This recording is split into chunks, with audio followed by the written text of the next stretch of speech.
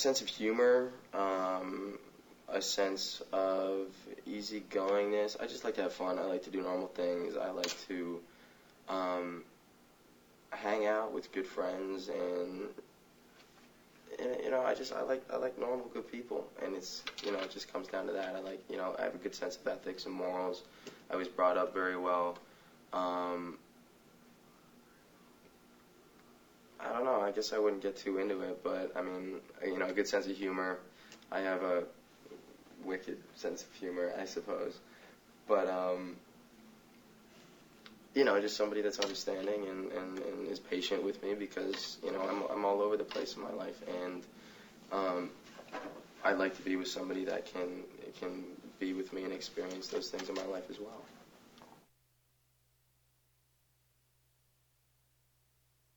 It's really cool. It's a lot of fun. It's empowering. It's I mean, the scripts are written so well, in a sense of creating a character and, you know, flipping open that next script and reading what the next episode's about, and being this person who can control minds and force opinions on people and get away with murder is, in a sense, literally, is very, I mean, it's empowering, and it's very, very cool, and it was an incredible character to develop, and I had a lot of fun doing it. But I mean, on any other set, with any other crew, with any other actors, I can't say it would have been the same. I'm sure it wouldn't have, because we got so lucky to do what we did as a family that I wouldn't trade it for the world. And this was such an incredible experience, and Henry as a vampire was a lot of fun to play.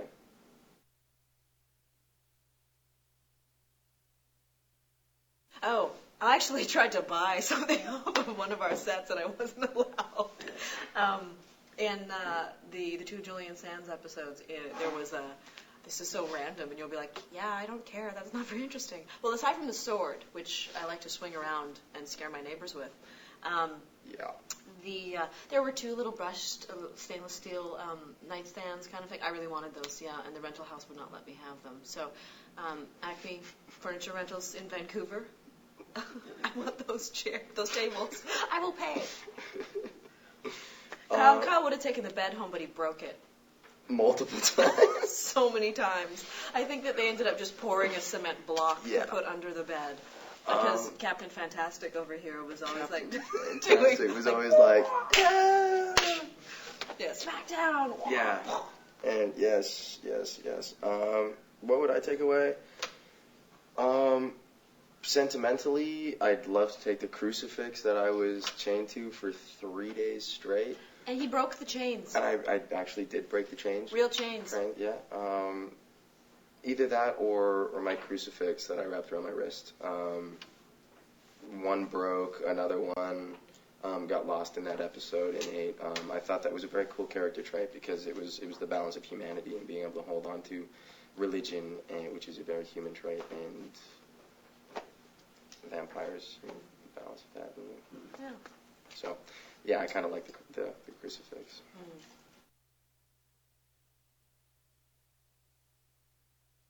I think, for me, in one of the earlier episodes, Gene and I were walking through a golf course, and we're walking along, all girly girl, and we were like, oh my gosh, wouldn't it be hilarious if they forgot to turn off the sprinkler system? La la la, and then we hear this. And then all of a sudden, these like high-powered sprinklers start rising up like Phoenix from the ashes out of the lawn, and we're like, ah! Yeah. And we ran, screaming like the girls that we are, across the, and we're in heels, and we're like running across the golf course trying to get to the cart path before we got drenched by the sprinklers. And the camera guys are running out with sandbags, and then they're trying to throw it down. And apparently it had been shut off, but some nighttime timer overrode it, and... yeah, and everyone got to see us for the wusses that we are, worried we were going to wreck our hair. Yep. Oh, I have an incident for you. I have a very embarrassing incident for you, funny story-wise. Kyle, you promised you wouldn't tell. Yeah. Christina one day came into my room and said she really needed to talk to me about something. No. I opened a door into my face. Oh, Peanut. I opened the door into my face. It was one of our latter episodes, directed by the name of James Head was directing, and it was late at night, and I was hanging out for a while, and finally we get to the scene, and they're like, you gotta burst through these doors, and there's these plastic chains wrapped around the doors, and we did one take, and I kind of blew right through them like it was nothing. And, James came up to me, he was like, I want you to struggle a little bit with the doors, and then, pop them apart. And, so he's showing me, and I'm looking at him through this small glass panel in this school hallway. And my perspective of distance, because I was focused on him through the window and the door, he's like, all right, give it a yank. And I was like, okay, bang!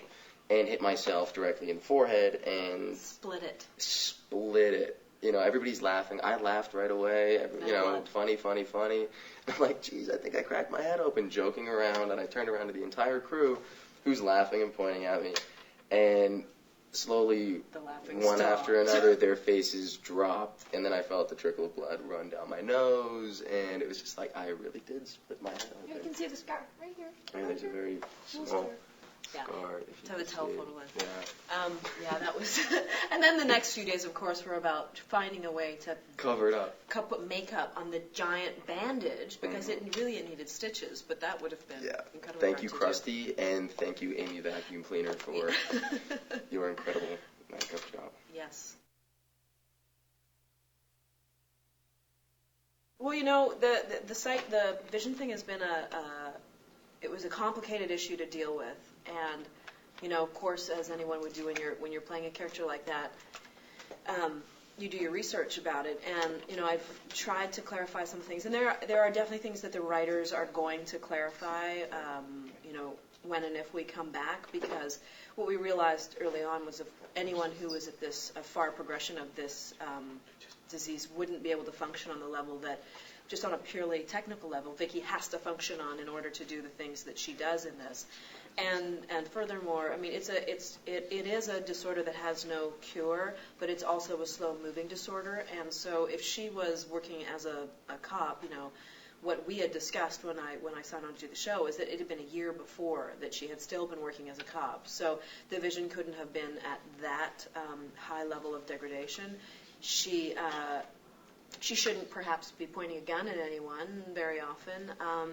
And driving is a bad idea, which is why you always see her taking cabs. Because what retinitis pigmentosa does is it's the lamest term is tunnel vision. So things just start to come in a little bit peripherally, and you get a sensitivity to light and dark, which is why she needs Henry so much, especially at night, and obviously not during the day because he'd turn into a big pile of ash.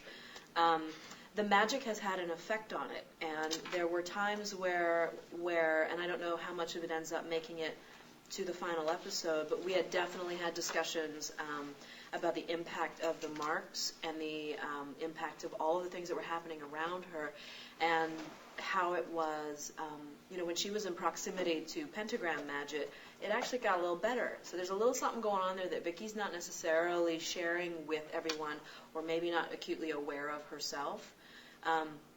It's medically impossible for her to get her sight back, but we're not dealing with a show that has the limitations of a straight-on drama.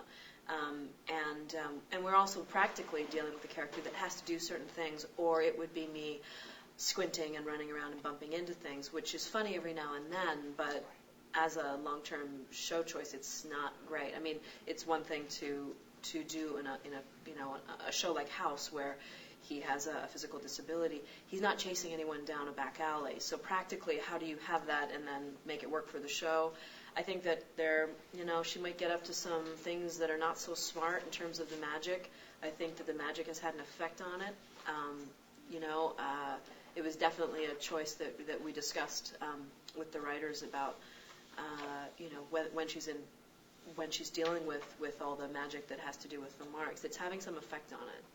Just some of the conflict between the two of them. Because that's a pretty tempting proposition to know that you could cast a spell that might solve all your problems. Because she'd love to be a cop again. And if she could do that, man, she'd do it.